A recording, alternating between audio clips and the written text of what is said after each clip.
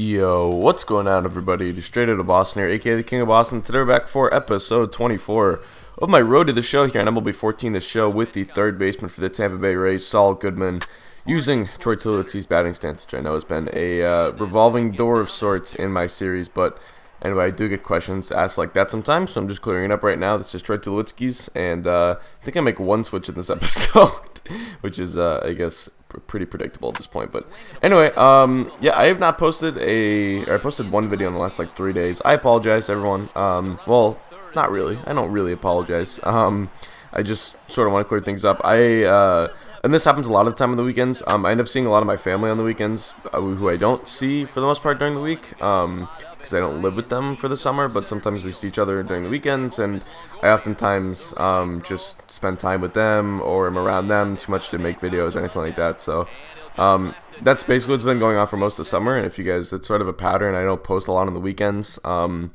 but this time and this time I just, and I also work 8 hours on Saturday and Sunday, so you know, it's like that takes up most of my time, and then the rest of the time I try to spend as much as I can just spending time with my parents or whatever, but and my brother when he's around. But anyway, so yeah, I just wanted to clear that up, and yeah, we'll start pushing out more videos this week. I didn't die or anything, which I know is sort of a YouTube joke, but check out Saul in his last 10 games hitting .385, and we're on a bit of a 4-game hit streak here. Nothing too special, but something to keep note of. Going up against the Twins here again, and this is going to be lined to left center field, and that is a good sign for Saul. You know Saul is hitting the ball well when he's going to the opposite way, going left center field, driving it towards that area, because usually when Saul's hot, that's what he does a lot. So if he starts doing that, you know it's a good sign. Now, still going up against Twins, same game. This time we sort of get jammed here. We end up fisting this one into left field, and it's just out of the reach of the outstretched glove of that shortstop right there.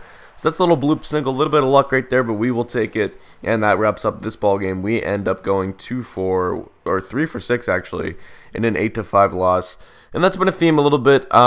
You know, the team is struggling, and a lot of the time it used to be as Saul goes, the team goes, because the pitching was always there. It was just always the offense. That was the question. And in our rookie season, especially when we sort of slumped for large portions of the year out of that 4 spot in the lineup, the team slumped offensively, and when we got going, so did the team. And I felt that to be true last year as well, when we put together a pretty good year, especially at the end of the year, when we sort of made that playoff run, only to miss out by just 1 game. But yeah, I think this year I don't know what it is. I think just other guys aren't performing. I haven't checked like injuries too much to see if maybe Longoria's hurt or something. I'm pretty sure he's not though.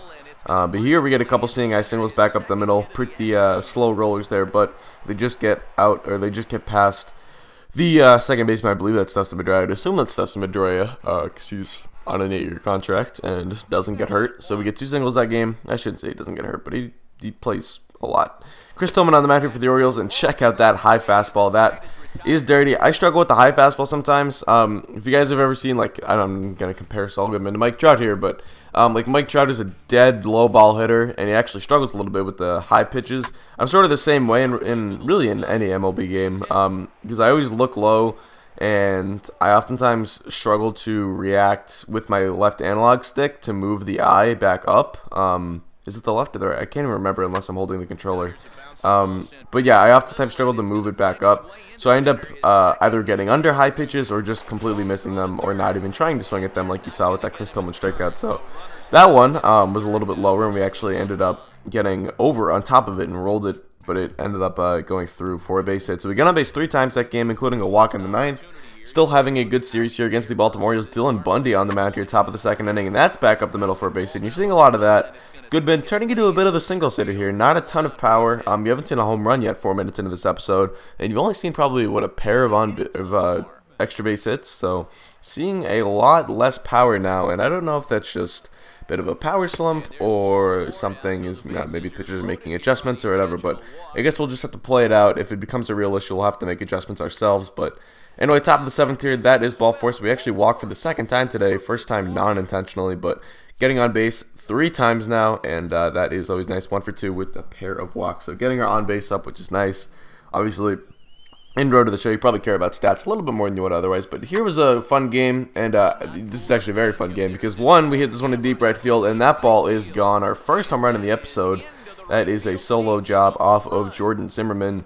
And also, you might notice we're playing in an NL park, we're playing in an NL team, or against an NL team, and that means there's no DH, which is the position that Saul has been primarily playing, but he's still in the game.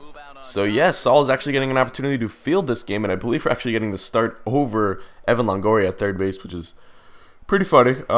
Based on how Longoria's decline has been the last couple of years, I guess that'd make a lot of sense, but still, we strike out looking there on a Jordan Zimmerman fastball, and you'll see a defensive play in this next game. We had a little 2-game set here in Washington, I believe. Oh no, I guess I didn't show it. I'm looking at my timeline right now. Whoops.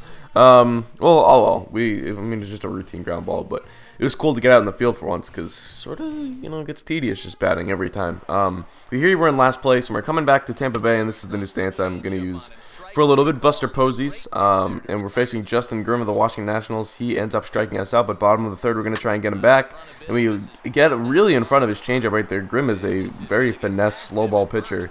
At least the pitches he threw us were pretty slow. I can't actually say for sure if he has gas or not, but yeah, we got really out in front of that changeup, but pulled it down the right field line for a nice double, an RBI double at that. Now 4-3, Grimm still on the hill, and Goodman lines into the deep left center field. That is back, and it will one-hop up off the wall. Now the runner had to hold a little bit, so he's going to end up being a little bit behind here, but he's going to round third head for home. Goodman has the same idea, through the stop sign, the throw!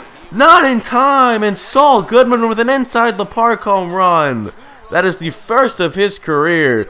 Take a look at the replay. You'll see a couple things that sort of helped Goodman get this inside the park home run. Here's the center fielder. He ends up playing it and then sort of runs up against the wall and does that stupid little slow animation in MLB The Show. And then I'll show you one other thing in the replay, which is pretty much the reason why we were able to do this. You'll see here as I believe, it looks like the second baseman catches it. He ends up sort of taking 2 or 3 steps in before he makes the throw, and that little bit of hesitation let Goodman come all the way around for a 2-run inside the park home run. So that would do it for the game. We end up getting the win and the player of the game going 2 for 3 with, I believe, a walk in there as well.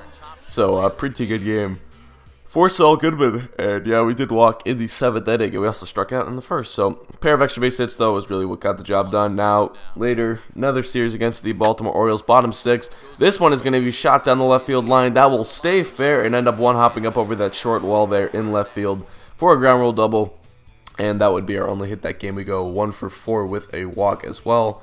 So Goodman still hitting the ball pretty well, and you're seeing some offers. I've just been showing sort of the box scores of the offers or whatever, but anyway, we enter this next game it'll be the first day of the new month. It'll be June 1st, and you can see we had probably the best month of our career, in 308, only 5 home runs, but 5 home runs and 104 at bats. If you span that out over 650 ABs or whatever you figure to get in a regular season, that's more than 30 home runs a year. So that's nothing to shy at.